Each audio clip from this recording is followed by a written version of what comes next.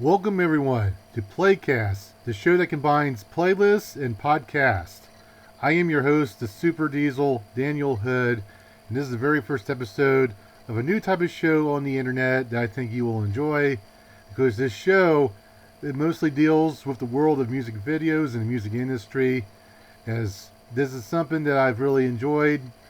Growing up, I would watch the music videos, on MTV, VH1, CMT, and BET. It was the big four. But over the years, that went away over on television. I feel like, music videos, it's missing that human touch, if you will. So I'm going to try to bring it back. And of course, what's good about this podcast is that it is attached to an actual playlist that I made. And I also will tell you what these music videos have in common. These artists are from the San Francisco community. I feel like communities are really important to everybody in all walks of life, whether it's sports, science, being a teacher, and of course music. I do feel like there ain't a lot of shows involving music in which there was a big emphasis on where these people came from. So every episode I'm going to focus on a new community. There's the very first episode I picked a good one. I picked San Francisco, which is the Bay Area, and some of the greatest musicians of all time cut their teeth in San Francisco. But the very first video that I played was from a band called the Limousines, really cool name, and their track was Internet Killed the Video Star, and it continued a very famous story that was first created back in 1980 when the Buggles, they proclaimed that video killed the radio star. And that was an awesome song. The moon literally exploded when that song came out. And I think the moon exploded again when this song came out for the Limousines, because it continued a great story. And it does make you wonder, did internet really kill the video star? And here's the thing, I'm going to say no. Because just like how radio didn't die after video came about, it was fun to talk about, but it didn't die. Radio's still around. We still got video, which now instead of like the videotape, it's just now in the streaming form. It evolved, but radio evolved. It became podcasting, and the internet actually hosts all these things. So I will say, internet did not kill the video star, but this is a really excellent video. I've loved the song since I first heard it. It was on the Priana 3D movie soundtrack.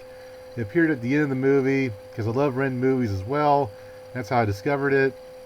And of course, you can also hear the song on their album Get Sharp, which came out around 2010. And of course, the band The Limousines features Giovanni Gesti, and of course, the vocalist Eric Victorino.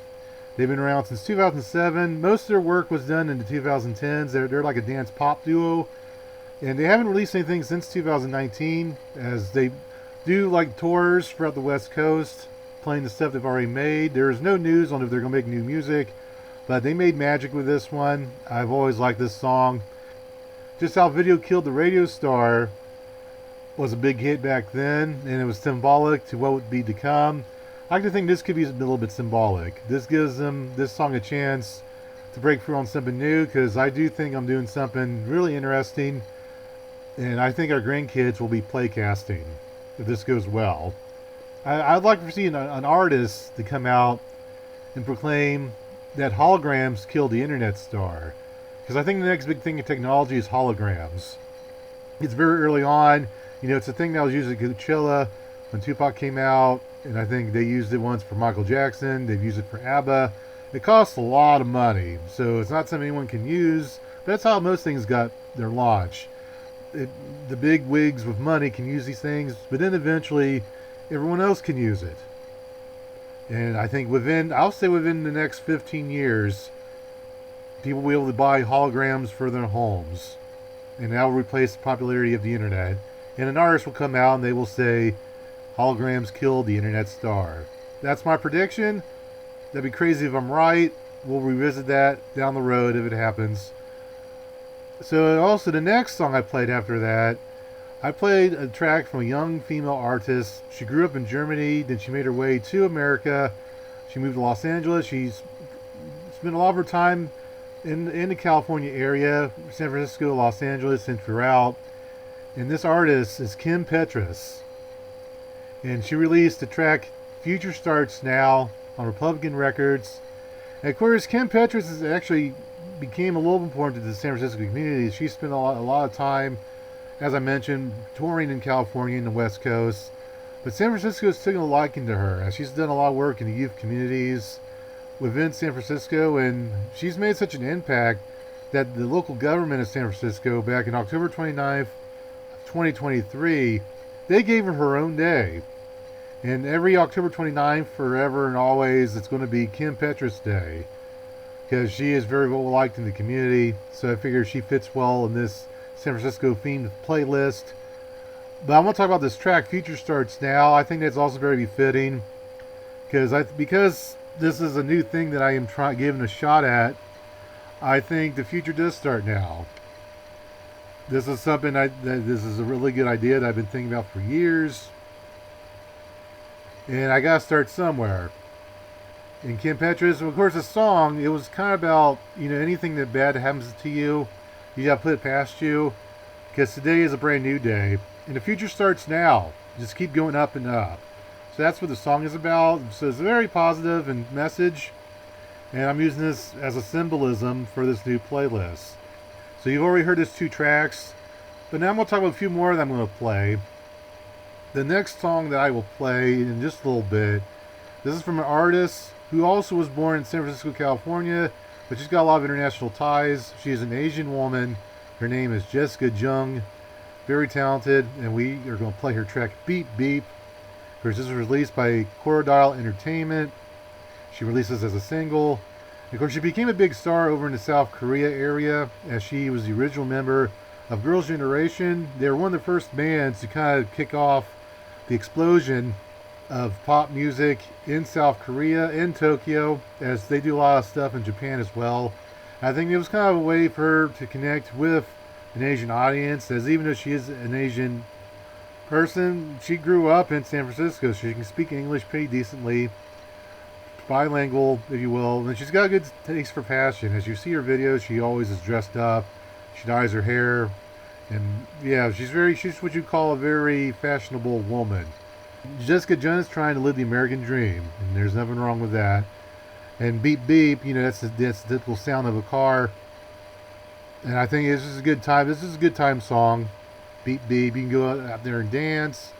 Or if you got a car, you can beep beep, do a little dance in the street. So something like that. That's what Jessica Jung has provided for us in this track.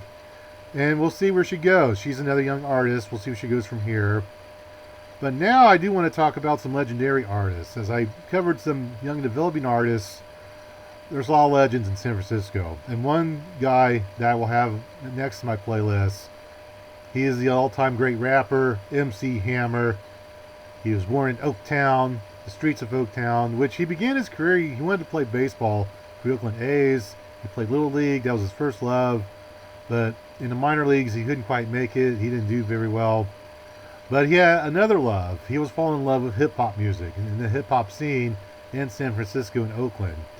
And this is actually from this track I'm going to play is Let's Get It Started. It's a wonderful thing to dance to. It's a great way to start a party. Let's Get It Started. Of course, this appears on his second studio album, his first major label release. It was released by Capitol Records, EMI Records, back in 1988. And this whole album was made by MC Hammer and Felton Polite. But this is you have a good time. This is another good time song. You rap. It's kind of funny. A lot of these guys, the way they dance, it's so funny. Like, it's way before my time. I might want to go in the backyard and try to dance like that.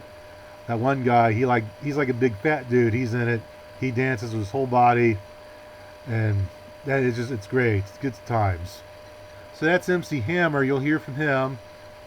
And he's still doing his thing today. He's still in great shape. He can still dance. He can still do rap. Now, the next song I will have on this playlist, and last one I'll talk about in this part of this video, is the Grateful Dead. A very legendary rock band.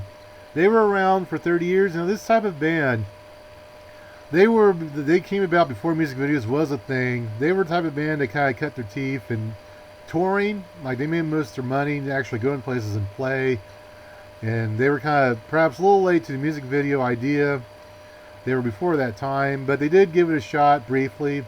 And what it was, in the early 80s, their frontman and leader, Jerry Garcia, he'd been in great health over the previous decades, but things were changing with him. He was drinking a lot of alcohol, he ate bad.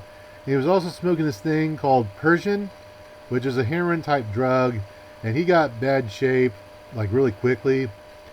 And then it was so bad that he was briefly put into a medically reduced coma, and people thought he was going to die, and he thought he was going to die. In fact, the song that I'm going to play coming up in his playlist is A Touch of Grey. The whole song, it's kind of in tribute to his brief experience with death. And the idea is that, you know what, you should just do things before you die and you go away. And I think that's why they decided to make a music video. They had never really made one up until they decided to do this. As they have the Deadheads, there's Deadheads around the world. Now, I'm not saying I'm not a Deadhead, because I do like some of their songs, but these guys, the Deadheads, they went to most of their concerts. It seems there's like a group of them that bought everything they did. These people were loyal. Like, these people would take a bullet for this band. And it was a bad day for them when Jerry Garcia got sick, but then he came back. He had a nice little triumphant return to music. Of course, the bad news is that he did unfortunately pass away in 1995, and once he died, the band Grateful Dead decided to cease making more music. And of course, their biggest hit was this Touch of Grey. But you know, seeing someone like Grateful Dead, it's a way to look back at the past, like the way things were. I want you to enjoy this playlist. Like, I'll talk about and explain the artists and subjects that go along with each of these songs.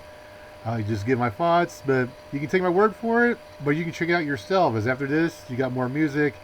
And of course, I will talk about it in part 2, and we also got part 3 and part 4. It's a new type of show. It's an experience, so please enjoy, and give me your thoughts in the comments below. We thought of what I spoke of in this particular part of the video, and any parts that I do. Of course, we'll be back, so enjoy the music. You're listening to Playcast.